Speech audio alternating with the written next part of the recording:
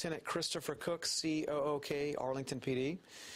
We just wanted to come back and provide an update to the incident that occurred last night. Obviously, a lot of us have had hardly any sleep at all. Anytime you have an officer that is shot, this is a very serious situation. The officer has a very long road to recovery ahead, and we'll talk about that at the end. So let me update, now that more facts are known to us, exactly what transpired. Around 10:09 p.m., an officer assigned to the West Patrol District, he had 3.5 years of service with the Arlington Police Department, was traveling northbound on Fielder Road behind a dark-colored, I believe it was black, Toyota Corolla four-door passenger car. That vehicle had stopped, was preparing to make a right-hand turn or westbound onto Rendemill, failed to signal their turn 100 feet. The officer initiated a traffic stop based on that violation. The occupants, or the driver, had pulled into the Tom Thumb parking lot and parked right on the west end of that lot. The officer exited the vehicle, made a driver's side approach. Notice there's 4 occupants in the car. The female was the driver. There was 3 other male occupants inside the car. The window was rolled down. The officer's making normal contact that you would expect with anybody being pulled over.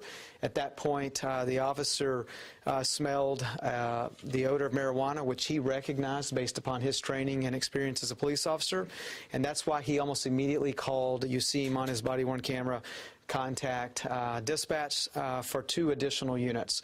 The reason he called for 2 units is there was 4 occupants in the car. A female officer who's actually been with the department for 8 years, but she's only been on patrol for 2 years, was sent as a backup unit, and another officer, the one that ended up being shot later, a 17-year veteran assigned to the West Patrol District, was sent as a backup unit. When they arrived on scene, this is about 9 minutes or so later, the initial officer that made the stop had the female exit the vehicle based upon they were going to conduct a probable cause search. In Texas, if you obviously can articulate that you smell the odor of marijuana, that is probable cause to search the occupants in the vehicle. And so the female officer was on the driver's side with that officer, and he kind of handed off the female driver to her so that she could be patted down not only for weapons but also for the search. At that point, the 17-year veteran of the department was on the passenger side kind of watching those occupants, which is normal protocol. And the initial officer kind of motioned to him to get the right front passenger out. And at that point, he exited the vehicle. He complied initially, and as the officer asked him, is there anything on you that I should know about, going to conduct a quick frisk for weapons, he began to pull away from that officer and ran east towards, there was a little business over there called Leslie, I believe, Pool Supplies, ran towards that building. At that point, he gives chase, the 17-year veteran, and also the initial officer, the male officer that made the stop. The female officer, at that point, she's dealing not only with the female driver, but now she's having to back up and deal with the 2 occupants in the back seat, not knowing exactly what was going on. All of this went down in a matter of just a few seconds. As the veteran officer is chasing the suspect, trying to give out information, the suspect, it appears, turns, produces a handgun. We now know, we believe, is a 9mm handgun, and discharges multiple rounds at that officer. The officer, we believe, is only struck 1 time. It's possible that round actually caught the officer's duty belt and then went into the front part of his pelvic region. He immediately falls to the ground. You can tell from the body-worn camera he's in immense pain, kind of screaming out in pain. The initial officer is behind him and sees all of this goes down. He's trying to get on the radio that they're in foot pursuit, but when the shooting occurs, he transitions, withdraws his firearm, discharges his firearm multiple times towards the direction of the suspect, striking the suspect multiple times. I don't know exactly how many. The medical examiner will determine that. The suspect then goes down to the ground. At that point, there was a question earlier about medical services, so they requested 2 ambulances to the location, and both of them were dispatched. While this is going on, the female officer, remember, is still back at the vehicle. And at this point, there was a security guard, unarmed, at Tom Thumb, who came over to render any kind of assistance that we may need. The female officer was grateful for the security officer because it increased, obviously, the officer presence there. We're not sure the suspects even realized it was a security guard versus a police officer, so they were able to kind of keep eyes on the 3 occupants, the female that was out of the car and the 2 males that were in the back seat, until additional resources could get there. The male officer was transported to a local hospital. He is in serious condition still. I just left the hospital about an hour ago. They consider him stable, but the way that it was described is this is a very serious wound. He's very hurt. And the doctors are still trying to determine what kind of treatment to do. There has been no surgery at this point, and so they're going to have to figure out, what course of action would be best for him to recover. And so more to come as that unfolds, but we could turn into a situation where ultimately he could be released, come back for follow-up. That's all in the medical doctor's hands at this point. He is surrounded by family, colleagues. We've had officers. We've had people from around the Metroplex, our area departments from Fort Worth, Grand Prairie, Irving, Dallas. Everybody's just been instrumental. And not only that, but I think it's important to recognize really the citizens too, because quite frankly, if you go to our Twitter account, there are thousands of messages that we've received just from the outpouring of community support, and specifically his spouse wanted to recognize that she's very appreciative. She was, as any spouse would be, completely distraught, overwhelmed when this thing happened, scared to death. And just to see and to show her some of the messages from our local media partners and our citizens, it kind of it brightened her spirit just a little bit as they deal with this incident and tragedy. The suspect was transported to a local hospital. Originally, it was in Arlington. At some point, they moved the suspect to a hospital in Fort Worth, where he was later pronounced deceased due to the injuries sustained. The 3 occupants of the vehicle, they were interviewed. The investigative team described them as cooperative at this point, and so they were released at this time. No, we're not, I don't know if there will be charges or anything at a later time, but right now, at this point, they have been released, no charges at all. All 3 occupants, you said? Yes, the driver, the female, and also the 2 occupants who were in the back seat. They did process the car. It was in the wee hours of the morning. They conducted a search warrant. They recovered 2.05 ounces of marijuana in 2 separate bags. Those were located in the vehicle. I don't know the exact location, but they were in the passenger compartment of the vehicle. And they recovered 2 digital scales off of the search warrant. We're releasing the warrant affidavit because, and quite frankly, when you read it, it kind of tells the entire story.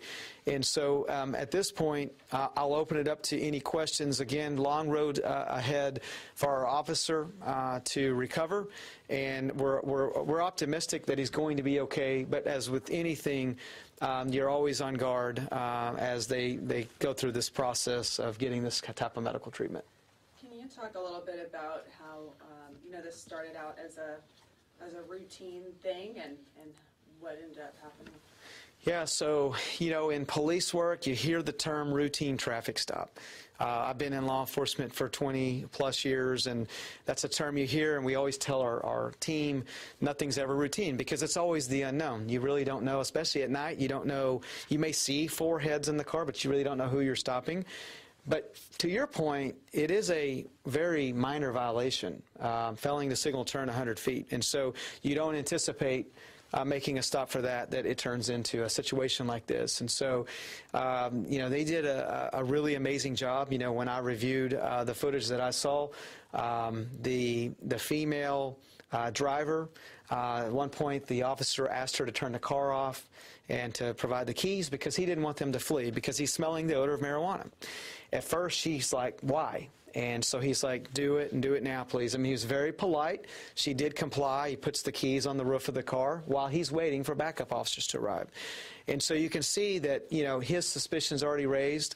One of the occupants in the vehicle requested a supervisor to the scene. The officer's like, that's fine, we'll deal with that. We'll get you a sergeant when we finish. And so there was really no lengthy debate. The officers were just trying to be as safe as they can. But to your point, nothing, there's so many unknowns in police work. And you don't go to work thinking that you're going to be involved in a shooting, and you sure don't go to work thinking that, your life flashes really before your eyes, thinking that you may never see your family again.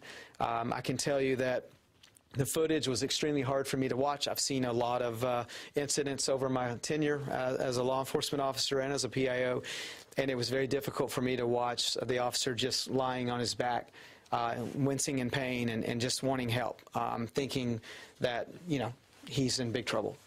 Quick questions for clarification. Injured officer did not fire his weapon? No, he did not fire his weapon. We also do, we verify all that through countdowns, everybody that's on scene, but no. The only officer that fired his weapon was the initial officer that made the traffic stop after the shooting occurred. Had it gotten to the point where y'all knew who this suspect was before he ran? Like, did y'all have his ID or anything like that? Yeah, I don't believe so. What the goal was going to be is to get the occupants out one by one. Make sure there's no weapons.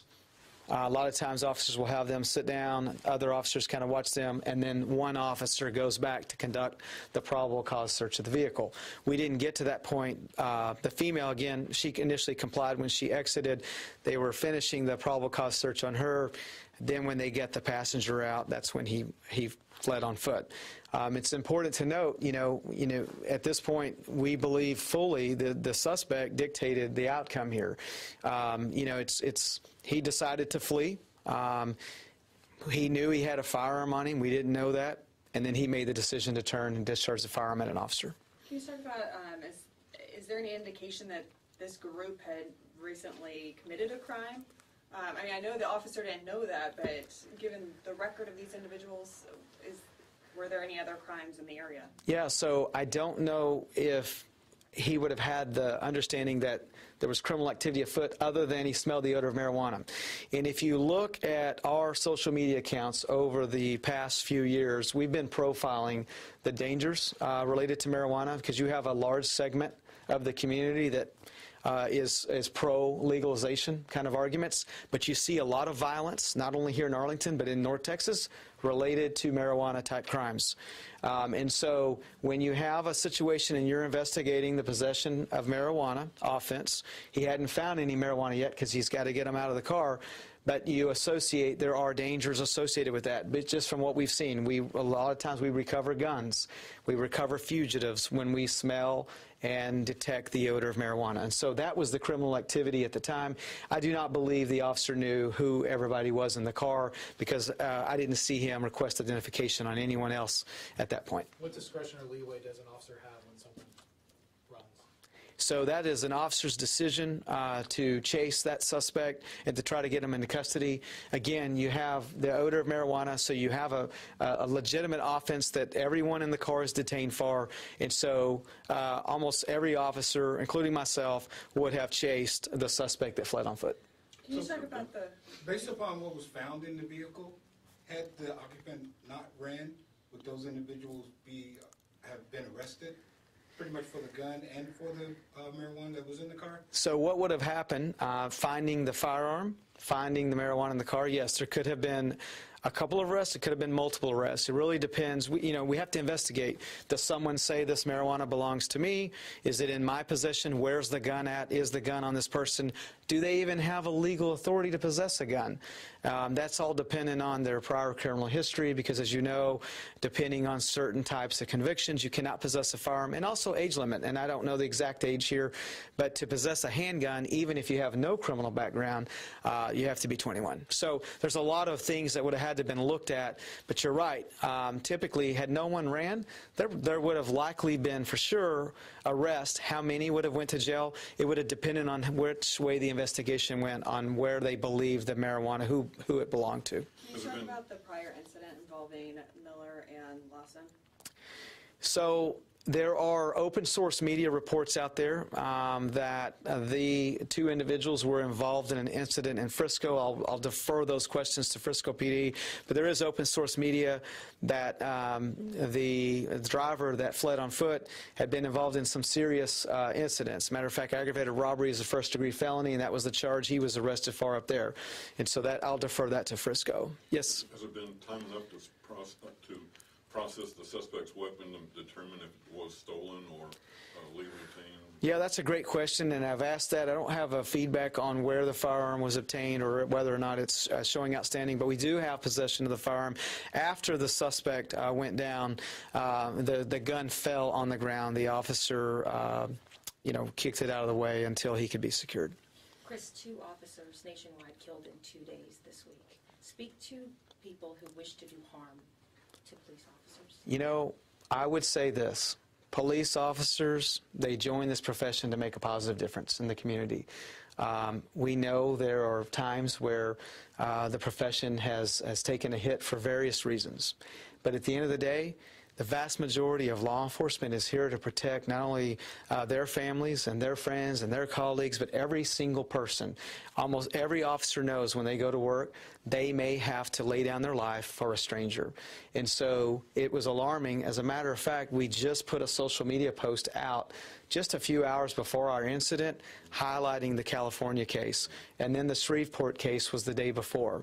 And it's really, if you look at just 2019 so far, there's several high-profile incidents. And so I hope as communities, as America, we come together and we support our law enforcement, and when a tragedy happens, you see the overwhelming support of backing law enforcement, and we appreciate that. We know that there is a huge majority of the public that supports the work that we do and recognize the dangers that every one of us, when we sign up to do this job, realize. Do you plan on identifying either the injured officer or the officer who fired your weapon?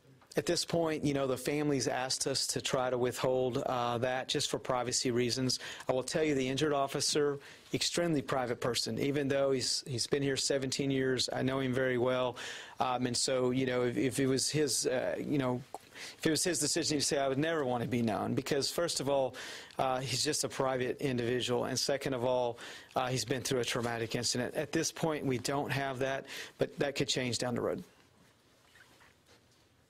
Anybody else? Good? All right. Thank you so much. Appreciate it. And thanks for being flexible on a Saturday. I do have some questions.